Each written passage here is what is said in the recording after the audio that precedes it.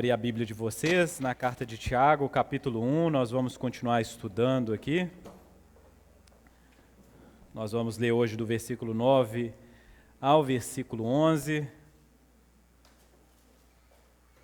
Temas importantíssimos para nós essa manhã. Você que encontrou aí Tiago, capítulo 1, diga amém. Amém.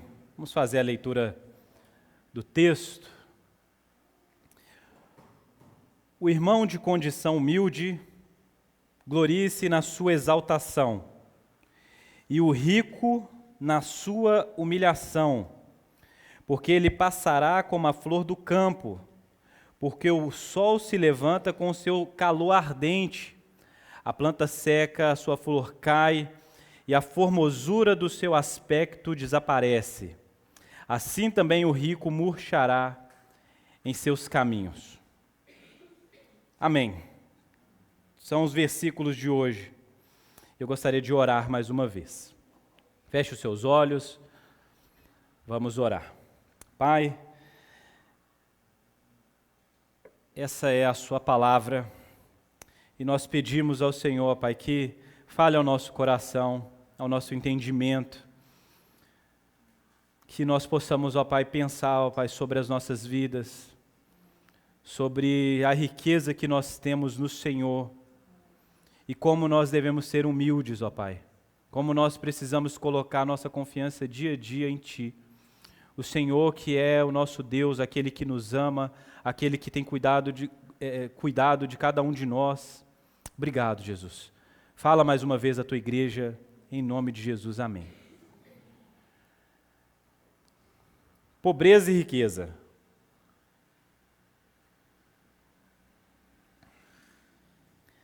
São assuntos que vão aparecer aqui mais uma vez detalhadamente. Tiago começa a tocar nos assuntos aqui. Já falei para vocês que essa igreja é uma igreja feita de judeus convertidos a Jesus Cristo, espalhados pelo mundo. Muitos deles estão sendo provados pela perseguição, muitos deles estão sendo desprezados pelo próprio povo, gente do próprio sangue, judeus perseguindo judeus, a gente tem isso, romanos perseguindo judeus e judeus cristãos.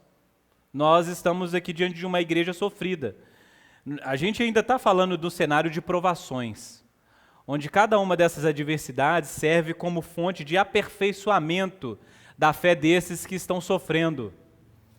Uma igreja que está espalhada em uma região distante, muitas vezes refém da segurança de alguns poderosos. Provavelmente a igreja contava, ou os irmãos buscavam algum tipo de auxílio naqueles que tinham posses, riquezas. E dentre desses ainda nós tínhamos o cenário da própria igreja, relações interpessoais afetadas pelo pecado, ou sendo ameaçadas pelo pecado. O Tiago, como um bom pastor, pensa em como essa igreja, ou como esses novos convertidos podem aprender a viver bem num mundo em caos, num mundo caído, um mundo marcado pelo pecado, pela maldade. Então nós temos aqui o assunto da pobreza e da riqueza sendo introduzido. Quando eu estava preparando esse sermão, eu lembrei de uma pregação bem antiga que eu escutei há muitos anos atrás, que tratava desse assunto. Na verdade era um fórum, falando sobre como a igreja poderia trabalhar ou para diminuir a distância que existe entre ricos e pobres, ou como nós poderíamos nos envolver mais com a pobreza no nosso mundo.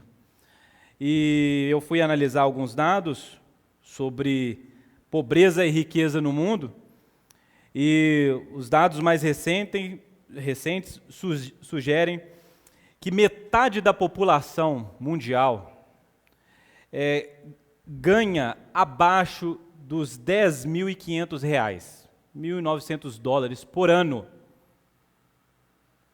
Metade da população. Se você tem um celular de R$10.000, você tem uma moto. Antigamente, eu pensei que a moto era barata, depois eu fui descobrir uma motinha aí, velha, cara. Não é isso? Se você tem uma moto, se você tem uma televisão, uma geladeira, se você nesses primeiros 6 meses do ano ganhou, não estou falando de benefício, assim, de cartão de alimentação, estou falando somando tudo que você ganhou esse ano.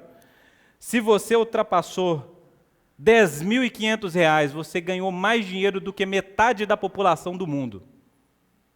Tem gente no nosso mundo que vive com menos de R$ 10.500 por ano. Por ano. 10% desses mais pobres ganham apenas R$ 1.375. 10% da população mundial vive com menos de R$ 1.375 por ano. Pobreza. Pobreza. Se a gente parasse para pensar, não num sentido geral, mundo, mas pensar Brasil, a gente tem quase 5% da nossa população, 10 milhões de pessoas, que por mês ganham R$ 208,42 para sobreviver por mês. R$ 208 por mês. Nós chamamos isso de extrema pobreza. Aqueles que são considerados pobres no nosso país, quase 30%, ganham menos de R$ 670 por mês. Isso é o pobre no nosso país. Enquanto 1% dos ricos do nosso país, eles têm mais do que 63% de riqueza do que a outra parte, 1%. Né? Eles não têm 50% mais riqueza do que o resto, não. Eles têm 63% da riqueza do país, 1% da população no nosso país tem 63% da riqueza do país. Eles têm o poder disso. O resto está aí com a gente. Desses 1%, eu vou parar com as porcentagens, para você não ficar maluco, tá bom? Desses 1%, 0,01%, cerca de 210 mil pessoas, tem mais de 50% da riqueza desse país. Tem um poder, posse. 0,01%. Tem mais do que 50% da riqueza de todo o nosso país. Muito dinheiro, muito poder, muitas posses na mão de poucas pessoas. Muita pobreza, muita escassez na mão de muitas pessoas. Esse é o cenário do nosso país. Mas não é o cenário do nosso país. Ah, Tiago, mas é o governo. Não é o... É também. O nosso mundo é um mundo de injustiça. Isso não começou ontem. Isso não começou há 10 anos atrás. Não começou há 100 anos atrás. O nosso mundo é um mundo de injustiça. O nosso mundo é um mundo que é marcado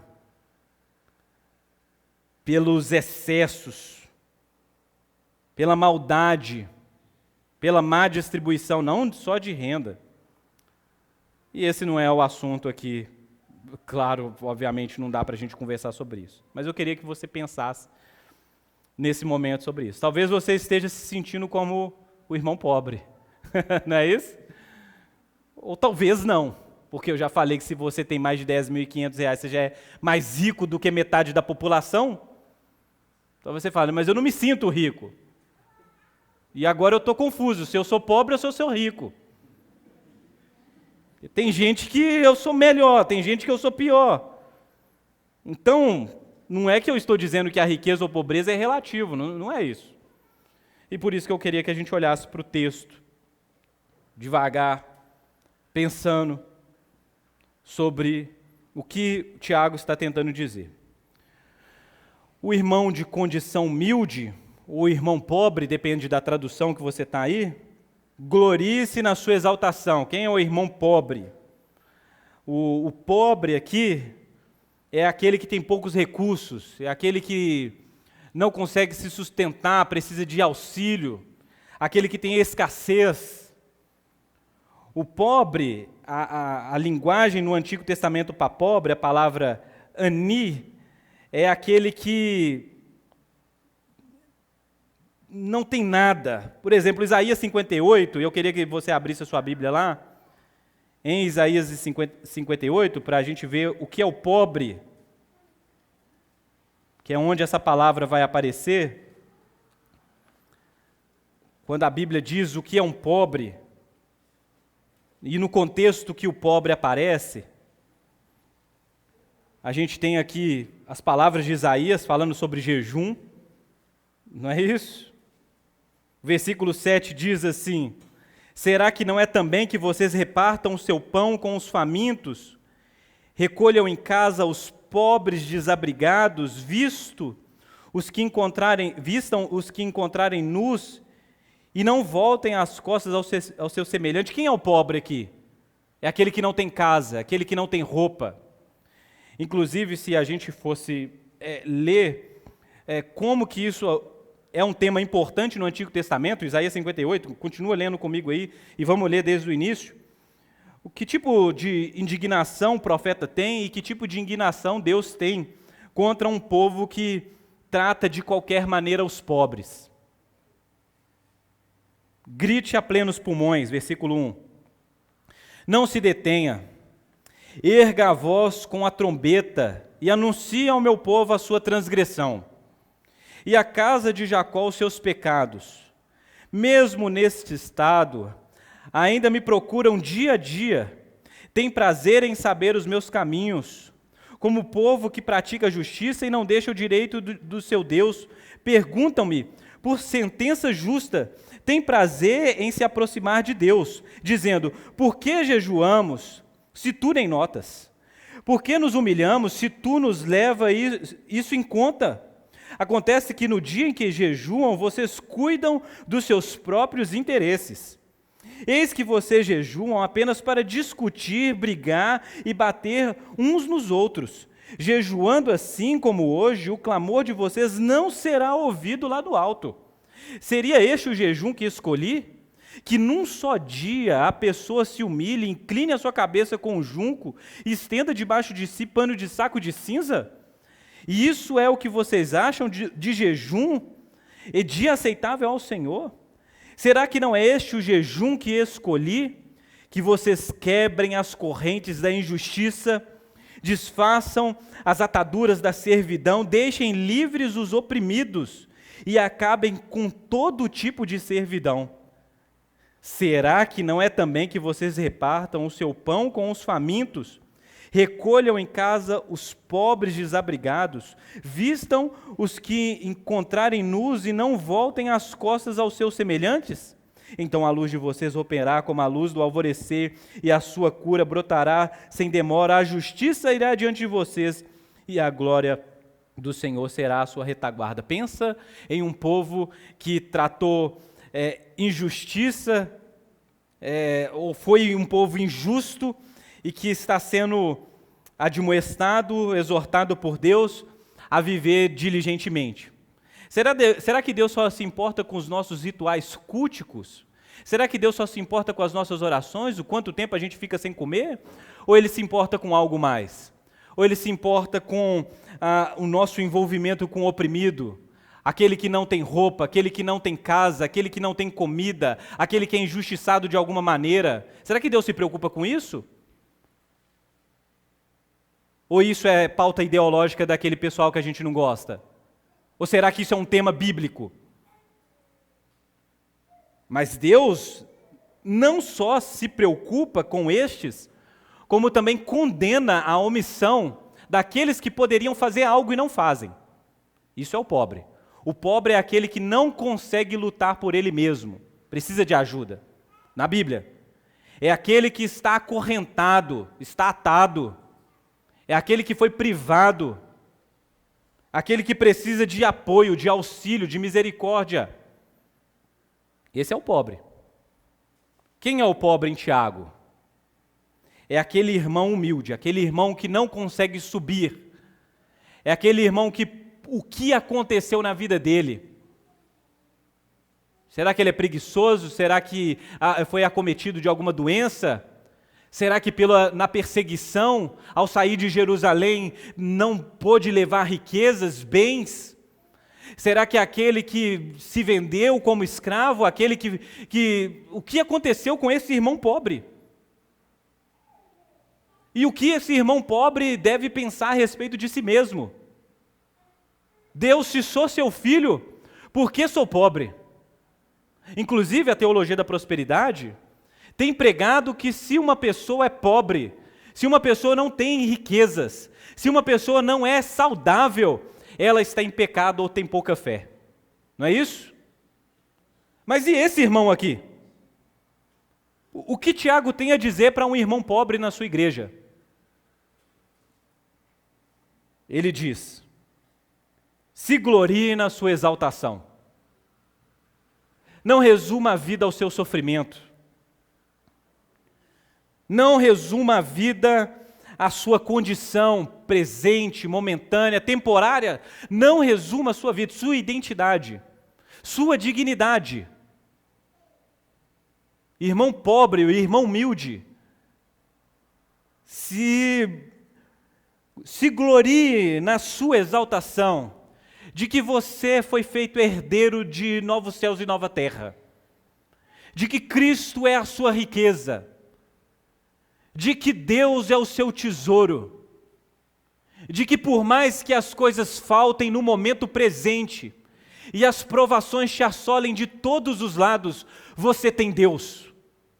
E se você tem Deus, há uma necessidade em você de se gloriar, de se exaltar, de se orgulhar.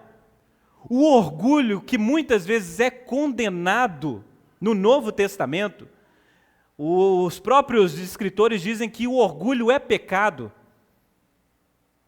Não vão fazer oposição quando esse orgulho for em Deus, quando Deus for o único motivo de orgulho. Quando o Deus for o motivo da sua exaltação, da sua confiança, da sua segurança, os pobres nessa igreja precisam saber que eles têm Deus. Eles não precisam, os pobres, se sentirem vítimas da sociedade. Eles não precisam ficar dizendo: olha só como eu sou pobre, como eu sou humilde, como eles fizeram. Ele não precisa ficar lutando a própria causa. Ele não precisa dizer para as pessoas, para os ricos, para os poderosos: olha só o mal que você me fez. Ele pode fazer diferente, ele pode se gloriar no Senhor, o Deus que cuidou de mim até aqui. O Deus que não me deixou faltar aquilo que eu preciso, o pão nosso. O Deus que me dá casa, roupa, comida, abrigo. Se glorie no Senhor.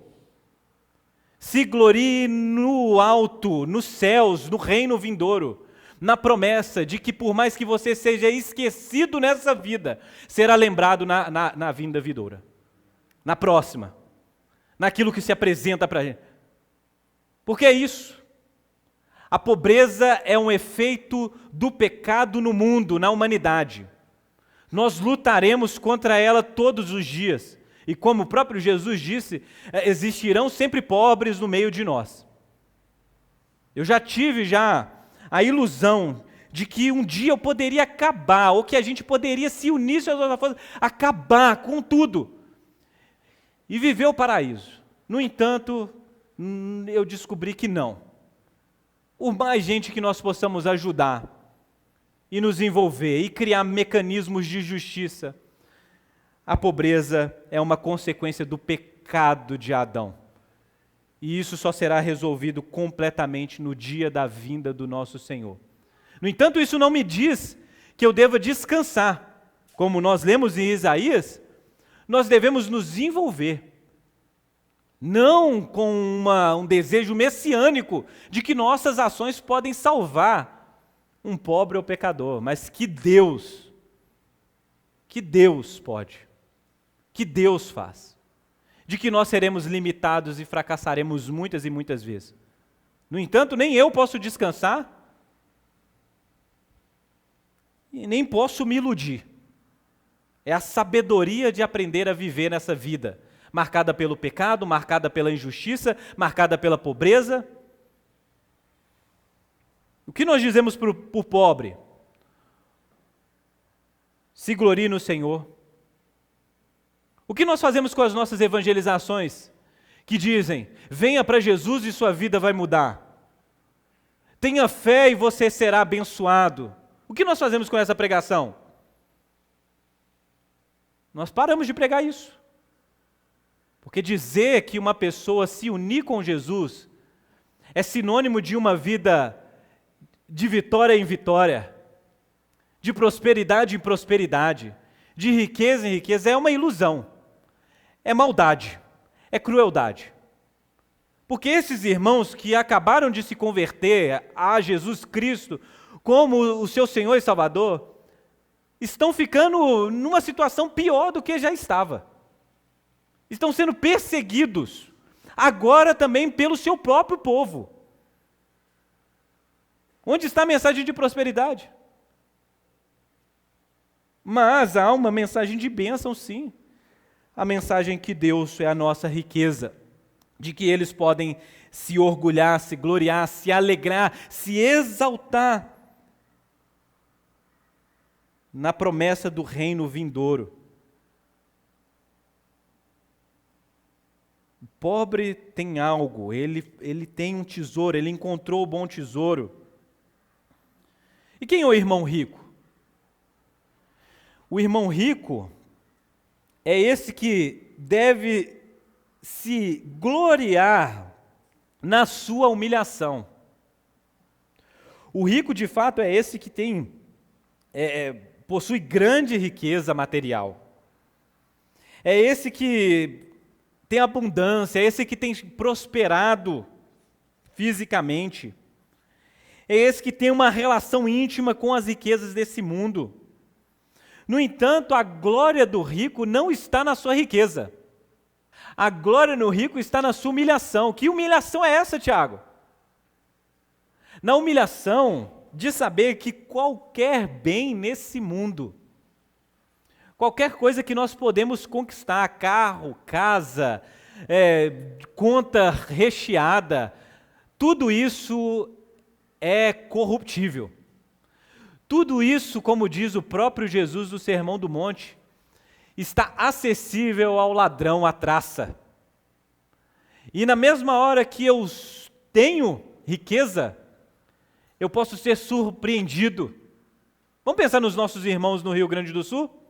Quantos ricos, quantos poderosos foram atingidos, perderam muitos das suas riquezas. A riqueza hoje é uma realidade, mas amanhã pode não ser. Se glorie apenas em Deus.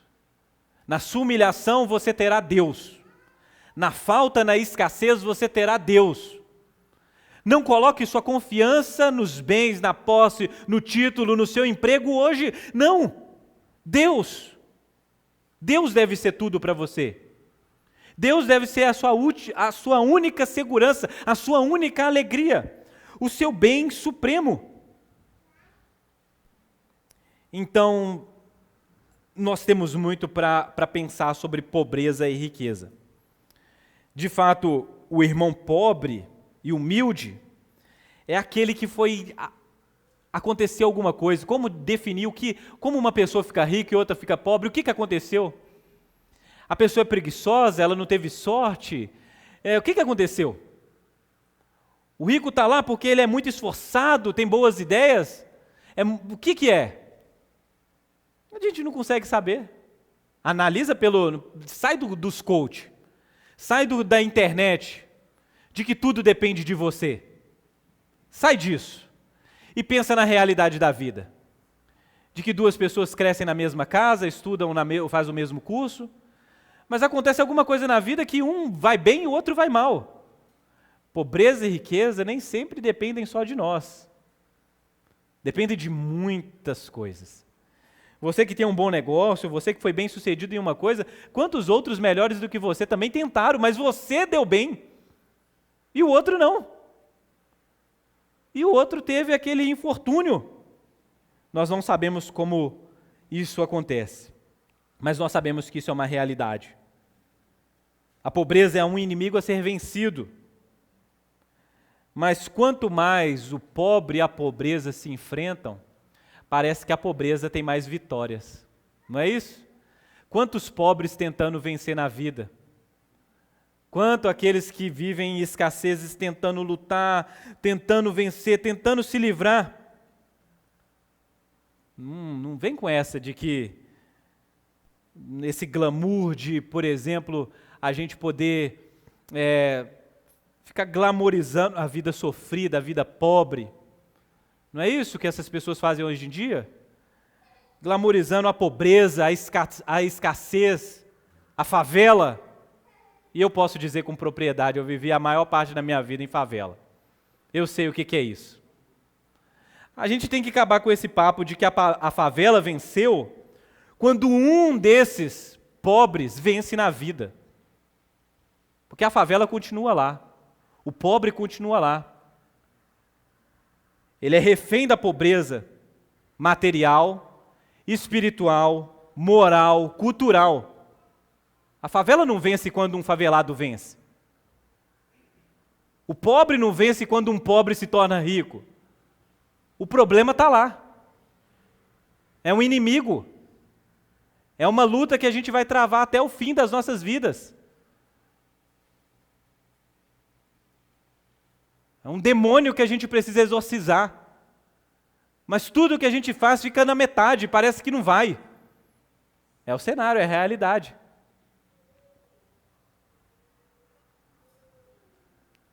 Mas quando um desses pobres que estão lá, ou estão aqui, se convertem ao nosso Senhor Jesus Cristo, se tornam filhos de Deus, um irmão nosso em Jesus Cristo, nada externamente muda. Nada. E agora, Tiago? O que vai acontecer? Amanhã minha conta vai encher de dinheiro? Amanhã os negócios vão começar a dar certo? Amanhã eu vou ir bem, melhor na minha faculdade, na minha escola? Não. Na maioria das vezes, quando alguém se converte, o outro dia é igual ao anterior. Para o desespero de muitas pessoas. No entanto, essa pessoa, ela é abençoada, não financeiramente, mas ela é abençoada com o dom de Deus. Como aquele que vendeu toda a sua riqueza para comprar um terreno, para descobrir que nesse terreno tem um tesouro que vale tudo. Eu me torno pobre porque eu abro mão de tudo e rico porque eu tenho aquilo que eu preciso, Deus. Eu tenho Jesus como meu Senhor, o Espírito como penhor, garantia de que na eternidade gozarei de alegria, de comunhão com Deus, de salvação. Obviamente, muitos de nós, ao vir para Cristo, teremos a nossa mente mudada e começaremos a trabalhar e Deus vai abençoar. Eu não estou falando aqui para você ser pobre nem para você ser rico. Só estou dizendo como a vida é e como você deve aprender a viver entre essas tensões. Mas o Tiago, ele diz, nessa mesma carta, que em Deus não nos falta nada. Nas provações dessa vida não nos falta nada. Tudo o que for necessário para você viver essa vida, para cumprir o seu propósito em Deus, tenha certeza que Deus irá suprir. tudo o que for necessário, não tudo o que desejarmos. O Pedro vai dizer na sua primeira carta, em 1 Pedro 1,7, de que o nosso tesouro espiritual é mais valioso do que o ouro. Essas são as mensagens bíblicas. É isso que a Bíblia diz a respeito de riqueza e pobreza. O próprio Paulo diz que tudo é nosso. Tudo é nosso. E nós somos de Cristo. Tudo é nosso. Como diz aí, né? Tudo nosso. Nós não temos falta de nada, porque nós temos Cristo. Os cristãos pobres nesse mundo, eles são herdeiros do reino de Deus. Eles não precisam cobiçar as riquezas. O que eu estou dizendo não é que você não precisa trabalhar, que você não tenha desejo de melhorar, de cuidar da sua casa, de buscar o melhor para você e para a sua família. Não estou dizendo isso aqui. Pelo contrário, você deve fazer isso. O próprio apóstolo Paulo diz, aquele que não trabalha, não coma. O próprio Paulo que diz que é melhor dar do que receber, diz isso. Nós não estamos dizendo aqui, o meu sermão não é um discurso para tornar o oprimido mais vítima. Pelo contrário, trabalhe, meu irmão. O próprio Provérbios vai dizer, se você prestar atenção bem, de que trabalho, criatividade é uma atitude sábia, diligente em relação à vida. Vai ter com a formiga, observe como as coisas funcionam. Não estou dizendo para você simplesmente aderir ao discurso de vítima. Trabalhe. No entanto, você não precisa ter o seu coração envenenado pelo amor às riquezas, condenado muitas vezes no Novo Testamento. Colocando alegria, expectativa de realização naquilo que o dinheiro pode comprar, do que o ouro pode comprar. Não seja esse tipo de gente. Gente que é iludida. Você não percebeu que o seu estômago, a fome dele não passa comprando um celular novo? Um carro novo? Uma casa nova? Você não reparou isso não? Que o seu estômago ele é maior do que essas coisas? Que a gente tem fome de tudo que a nossa mão pode tocar? Que o nosso negócio é consumir o novo e cada vez mais isso vai deixando a gente nessa espiral de loucura e de busca de um lugar que a gente nunca chega e uma posição que a gente nunca encontra e a gente compra um cofre cada vez maior e um celeiro cada vez maior. Tolo, ainda hoje pedirão a sua alma. Você não percebe isso?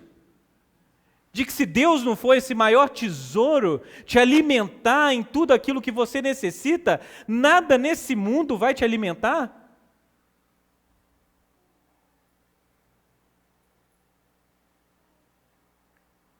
O cristão pobre nesse mundo, ele é herdeiro do reino de Deus. Ele não precisa nem cobiçar as riquezas loucamente,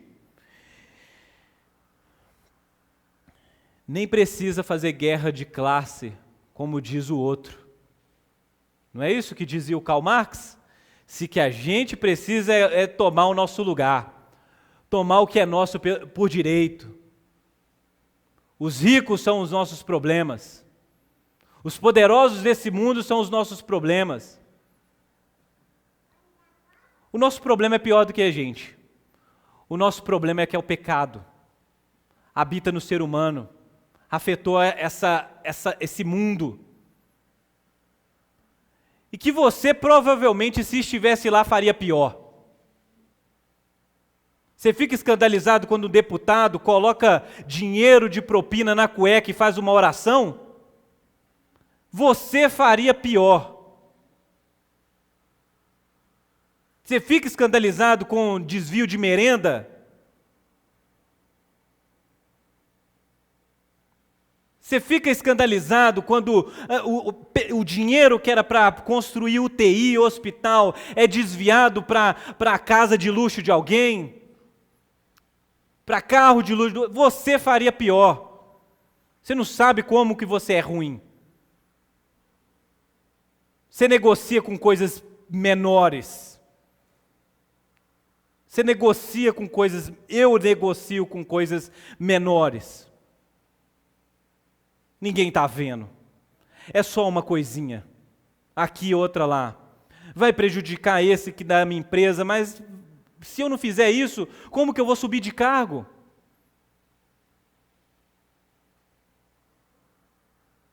Não se subestime, meu irmão. Não se subestime. Se Deus não é por você, não se subestime. Obviamente, nós devemos ter bons motivos para trabalhar, para buscar, como eu disse, aquilo que é necessário para a vida, e Deus vai nos dar muito mais do que nós precisamos. Eu tenho certeza que nós temos essa consciência, de que nós temos mais do que precisamos.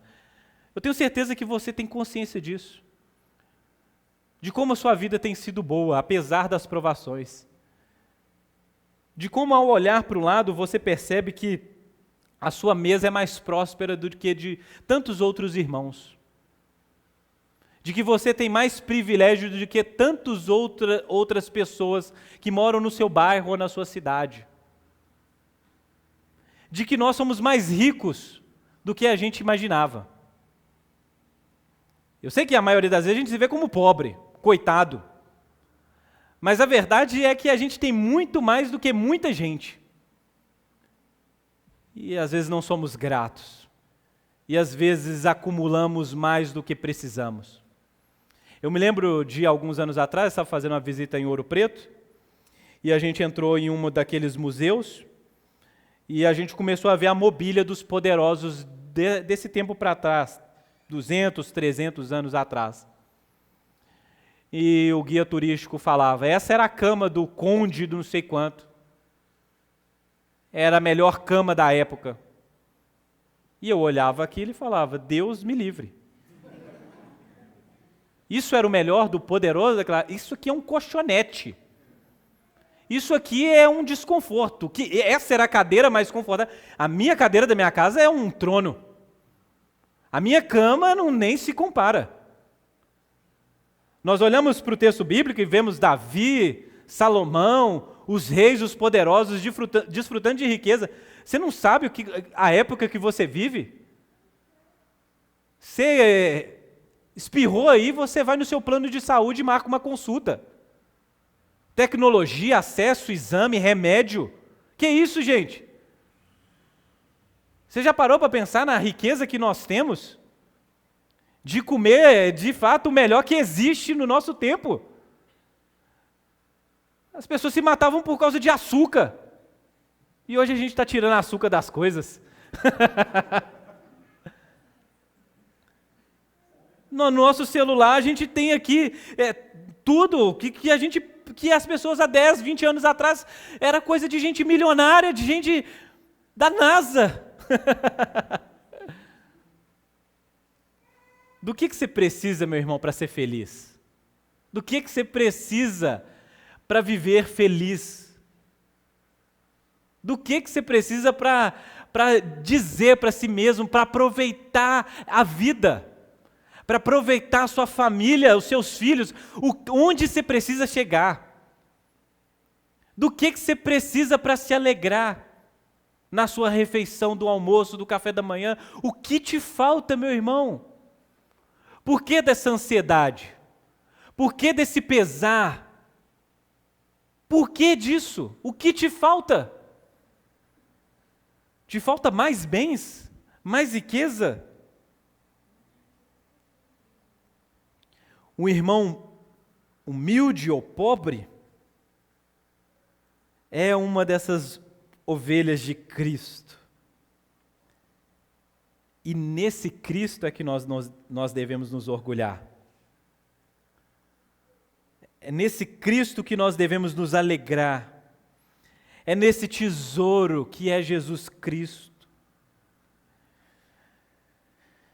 Nós podemos passar por privações nessa vida, escassezes.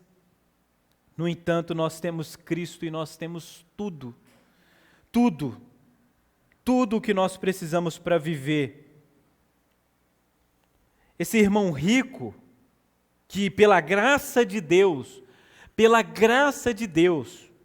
que te deu oportunidade, inteligência e fez com que, de alguma maneira, você tivesse mais do que outros.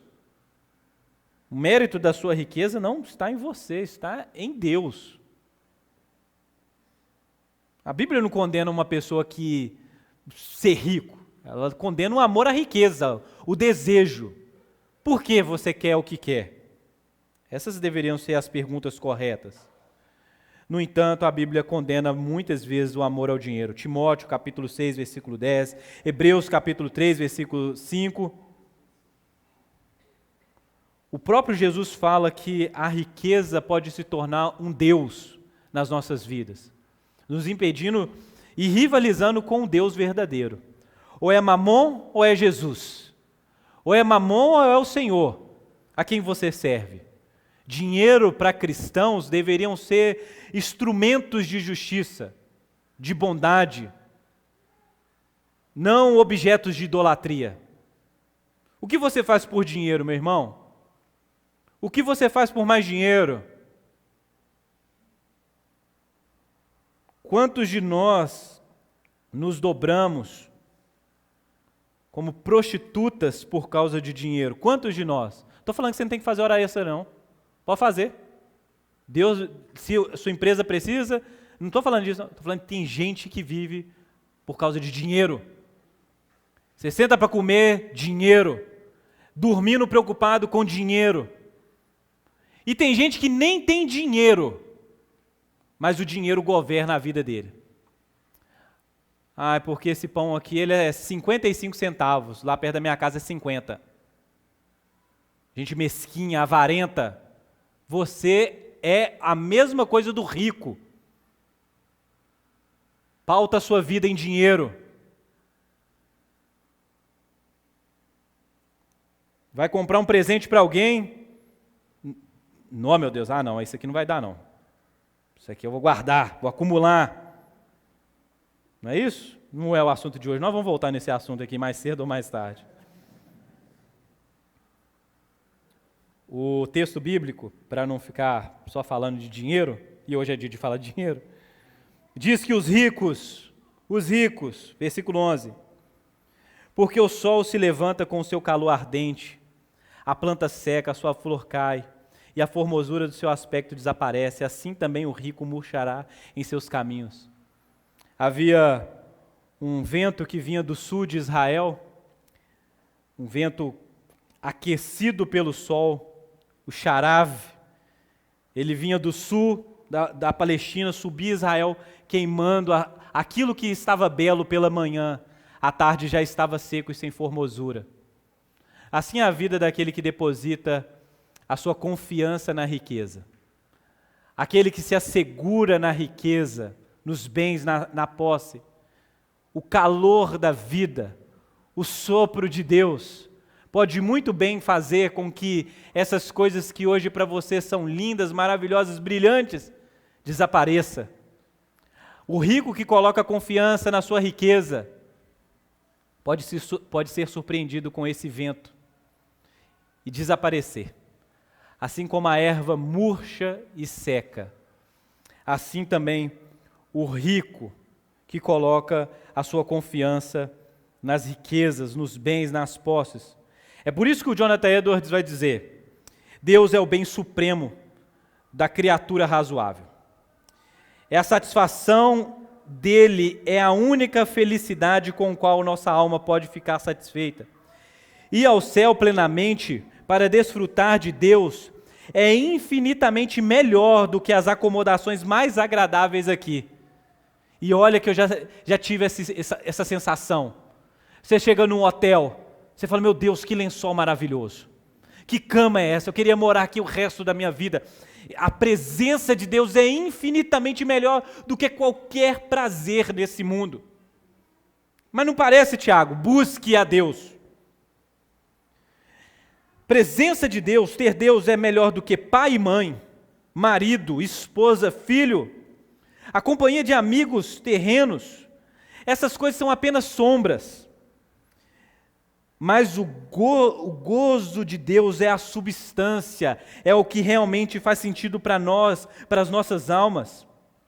Essas coisas são apenas raios dispersos, mas Deus é o sol. Estas coisas são apenas riachos, mas Deus é a fonte. Essas coisas são apenas gotas, mas Deus é o oceano.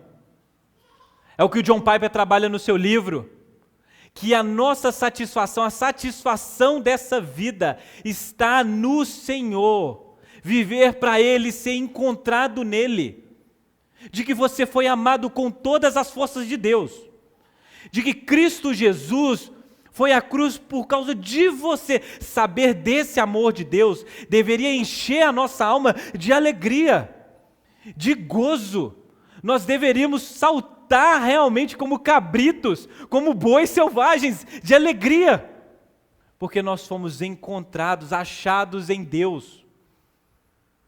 Deveria ser a nossa alegria de acordar numa segunda-feira de manhã, de agradecer a Deus mais do que o alimento, mas agradecer a Deus por causa de Jesus. Se gloriar em Deus é uma atitude para todos os cristãos, sendo ele rico ou pobre. Uma atitude que se exalta em Deus, o alvo da nossa existência, a quem nós deveríamos nos devotar todos os dias, onde que nós deveríamos descansar nossa confiança. Essa fé confiante, refinada pelas provações, é a fé do homem sábio. Você quer aprender a viver bem nesse mundo? Ser sábio? Seja uma pessoa contente em Deus. O cristão maduro que nós tratamos aqui até agora e ainda vamos tratar, peça a Deus sabedoria. Uma pregação? Mas eu não sei, Tiago, é um caos esse mundo. Às vezes eu quero, o que eu devo fazer? Peça a Deus sabedoria para que te ensine a viver bem nessa vida. Viver bem significa viver direito, nos caminhos retos de Deus, com temor e confiança no Deus soberano. E nós temos inúmeros motivos para nos gloriar e nos alegrar em Deus. Espero que você tenha isso. Você esteja fazendo as contas nesse exato momento. Quantas coisas, quantos motivos você tem para se alegrar e ser grato em Deus. Ele que é o nosso bom pastor, como nós cantamos aqui nessa manhã. Ele que é o nosso Senhor. Ele que é o nosso Pai. Você já viu uma criança chorando, uma criança com medo, e quando é abraçada por seu pai e sua mãe, é como se não precisasse de mais nada. Não sente falta de nada, está no melhor lugar, está seguro, está suprido. Confia a sua vida no seu pai e na sua mãe, por quê? Porque sabe da bondade, do amor que é intencionado.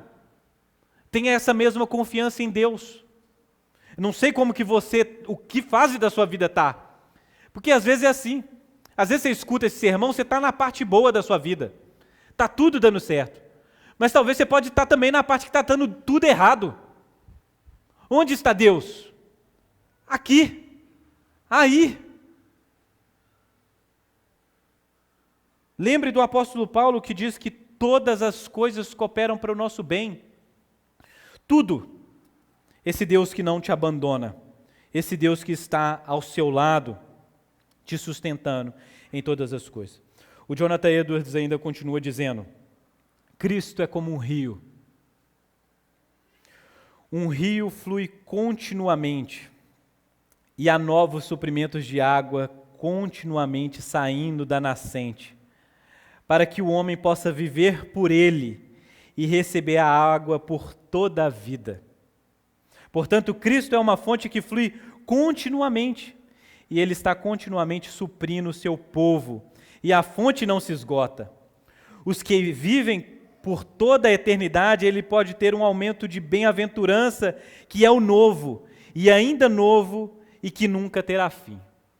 Pense sobre isso, de como Cristo deve ser para você essa fonte de água, essa fonte de vida, de alegria, de prazer, de satisfação. Em Cristo essa fonte nunca vai acabar. Em Cristo você terá todo o necessário para viver. O que você precisa? para ser feliz? O que você precisa para essa vida fazer sentido? O que você precisa? Você precisa de mais o quê? Um namorado, um celular, uma televisão nova, um carro novo, uma viagem? É disso que você precisa para a sua vida fazer sentido, para você ser feliz? Ou você precisa de Cristo? Ou você precisa desse rio que tem sempre nutriente? A pergunta que você poderia responder a si mesmo e não a mim é: quem é você? Pobre ou rico? Parece que quando eu terminei de pensar sobre esse sermão na minha casa, eu tive essa sensação de que eu sou mais rico do que pobre. Tenho mais do que merecia. E meu coração ainda fica tentando buscar uma dessas coisas que eu acabei de condenar aqui nessa manhã. E isso só me diz que eu sou pobre. De que a riqueza que eu preciso, a necessidade, a escassez que eu realmente preciso ser suprido, é de Deus. Eu preciso de Deus na minha vida. Eu preciso que Cristo transborde dentro de mim e mude o meu coração e me faça esse homem sábio.